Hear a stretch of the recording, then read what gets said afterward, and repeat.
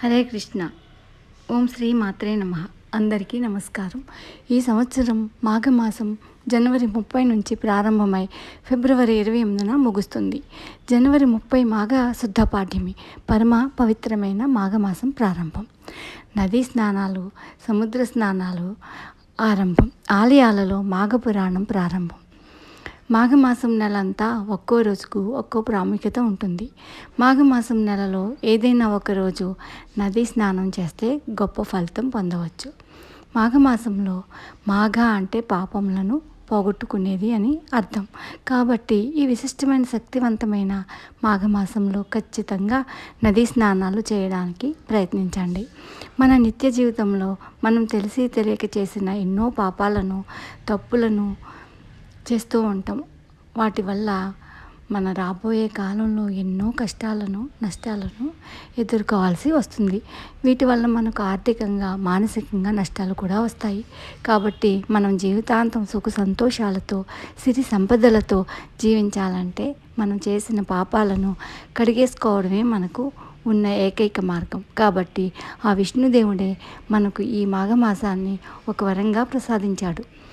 విష్ణుదేవుడు ప్రసాదించిన ఈ వరమును మనం దుర్వినియోగం చేసుకోకుండా ఖచ్చితంగా ఒక్కరోజైనా నదీ స్నానం చేయాలి.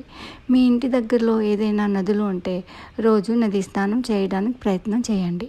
ఈ మాఘమాసంలో నదిలో ఉన్న నీరు అంతా అమృతంగా మారుతుందట. కాబట్టి ఈ నదుల్లో మనం స్నానం ఆచరించడం వల్ల మనం చేసిన పాపాల నుండి విముక్తి పొందుతాము.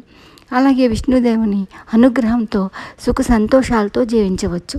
ఇంతటి విశిష్టమైన ఈ మాఘమాసంలో ఖచ్చితంగా ఏదైనా నదిలో స్నానము చేయండి. కానీ చాలామంది అనారోగ్యంతో బాధపడే వాళ్ళు కూడా ఉంటారు. వాళ్ళు నదుల దగ్గరికి వచ్చి స్నానం చేయలేరు. కాబట్టి అలాంటి వారు మాత్రం ఇంట్లో స్నానం చేస్తే కొంచెం గంగా జలాన్ని కలుపుకొని గంగా నది, కావేరి అని మీకు తెలిసిన శక్తివంతమైన నదులు పేర్లను తలుచుకుంటూ స్నానం చేసుకోవచ్చు. ఈ నియమం అందరికీ వర్తించదు. ఇది కేవలం వృద్ధులకు మరియు పిల్లలకు మాత్రమే.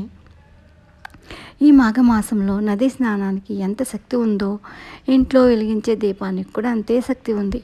విష్ణుదేవునికి నువ్వులు అంటే మహాప్రీతి. ఈ మాఘమాసం నెలంతా వీలైనంత వరకు నువ్వుల నూనెతోనే దీపారాధన చేయాలి. సాధారణంగా మనం హిందువుల విశ్వాసం ప్రకారం అన్ని నూనెల కంటే శ్రేష్టమైనది ఆవు నెయ్యి. ఆవులో ముక్కోటి దేవతలు కొలువై ఉంటారు. కాబట్టి ఇంతటి శక్తివంతమైన ఆవు నెయ్యితో మనం ఇంట్లో దీపం వెలిగిస్తే ఆ దీపం వెలుగులో దేవతలందరూ ప్రత్యక్షమై మనం కోరిన కోరికలు నెరవేరుస్తారట. కాబట్టి ఇంతటి ప్రాముఖ్యత ఉన్న ఆవు నెయ్యిని కూడా ఈ మాఘమాసంలో ఉపయోగించవచ్చు. మీరు దీపం వెలిగించేటప్పుడు కొంచెం నువ్వుల నూనె, కొంచెం ఆవు నెయ్యి కలిపి దీపం వెలిగించుకోవచ్చు. నువ్వుల నూనె వల్ల విష్ణుదేవుని అనుగ్రహం లభిస్తుంది. ఆవు నెయ్యితో దీపం వెలిగించడం వల్ల సకల దేవతల యొక్క ఆశీర్వాదం మన కుటుంబంపై ఎల్లవెళ్ళా ఉంటుంది. ఈ మాఘమాసం నెల అంతా ఇంట్లో ఉండే స్త్రీలు ప్రతిరోజు దీపారాధన చేయడానికి మాత్రం ప్రయత్నించండి. ఎందుకంటే మాఘమాసంలోని ప్రతి రోజుకు ఒక్కొక్క ప్రాముఖ్యత ఉంటుంది. ఈ మాసంలో ఇంట్లో ఒక దీపం వెలిగించడం వల్ల ముక్కోటి దేవతలు మన ఇంట్లో ప్రత్యక్షమై మన ఇంట్లోనే నివసిస్తారట. తద్వారా మనపై దేవతల యొక్క ఆశీర్వాదం ఎల్లప్పుడూ ఉంటుంది. ఈ మాఘమాసంలోనే చాలామంది దేవతలు జన్మించారు. కాబట్టి ఈ మాఘమాసానికి చాలా విశిష్టత ఉంది. అన్ని మాసాల కంటే మాఘమాసం చాలా శక్తివంతమైనది మరియు ప్రాముఖ్యమైనది కూడా. ఈ మాఘమాసంలోనే చదువుల తల్లైన సరస్వతీదేవి జన్మించిందట. అలాగే ఈ మాఘమాసంలోనే ప్రత్యక్ష దైవమైన సూర్య భగవానుడు జన్మించాడు. ఇలా మాఘమాసంలోని ఒక్కో రోజుకు ఒక్కో ప్రత్యేకత ఉంటుంది. సర్వదేవతల ఆశీర్వాదాన్ని మనం పొందాలంటే ఈ మాఘమాసంలో ఖచ్చితంగా ప్రతి ఒక్కరూ నదీ స్నానాలు చేయాలి. అలాగే ఇంట్లో దీపం పెట్టాలి. ఇంట్లో అయితే ఈ నియమాలు ఆచరిస్తారో, ఎవరైతే ఇంట్లో ఈ నియమాలు ఆచరిస్తారో వారికి ఖచ్చితంగా దైవ అనుగ్రహం కలిగి జీవితంలో కష్టాలు లేకుండా సుఖ సంతోషాలతో, సుఖ సంపదలతో ఉంటారు. మనం చేసిన పాపాలన్నీ తొలగిపోతాయి. అలాగే ఈ మాఘమాసంలో ఏదైనా ఒక చిన్న దానం చేసినా అది కోటి రెట్లు పుణ్యఫలాన్ని ఇస్తుంది. ముఖ్యంగా ఈ మాఘమాసంలో ఎవరికైనా నువ్వులు దానం చేస్తే చాలా మంచిది.